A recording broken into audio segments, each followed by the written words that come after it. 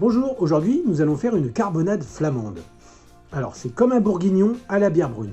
Alors pour ceci, vous avez besoin d'1 kg de viande à bourguignon, 2 tranches de pain de mie, 2 cuillères de moutarde de Meaux, quelques champignons, 3 oignons coupés assez gros, 3 carottes, 2 tranches de lard coupées en lardons assez gourmands, assez gros, un petit peu de beurre, 2 à 3 cuillères à soupe de cassonade et enfin, roulement de tambour, 1 litre de bière brune. J'ai pris du pain de campagne, vous pouvez très bien prendre à la place du pain d'épices. Pareil pour la cassonade, du sucre, du miel ou du sirop de liège. La bière brune, c'est une obligation. Les carottes, c'est optionnel, on n'est pas obligé, ainsi que les champignons. Dans une cocotte bien chaude, le beurre. On y rajoute les lardons, les oignons. On laisse suer un petit peu nos oignons. Maintenant, on va saisir la viande. Donc j'ai découpé en cubes de 2 cm sur 2, 3 sur 3, comme ça, des cubes pas trop gros. Donc je mets toute la viande. Je mélange bien. Il faut bien qu'elle soit saisie, comme ça tous les sucres et tout le jus va rester dedans et ça va être très moelleux à la cuisson. Voilà, on rajoute les carottes, la cassonade.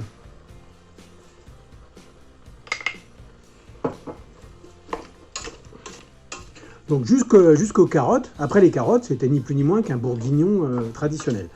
Là, avec la cassonade et le reste, vous allez voir, ça prend une toute autre tournure. Ah, ça mijote les amis. Donc maintenant, on va couvrir de bière brune.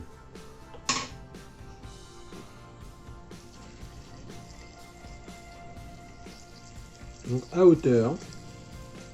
Voilà. S'il en reste un peu, c'est pas grave, hein. Ça peut très bien faire des pièges pour les limaces au jardin. Maintenant, je vais rajouter pour lier la sauce 2 tranches de pain de campagne que j'ai tartiné à la moutarde de Meaux. Comme ça, directement. Donc là, on part sur 2 bonnes heures de cuisson pour que la sauce ait bien le temps de réduire, se lier avec la viande cuise. Donc 2 heures de cuisson comme ça, à la traditionnelle, ou alors si vous êtes vraiment pressé, il faut compter 3 quarts d'heure à la cocotte minute.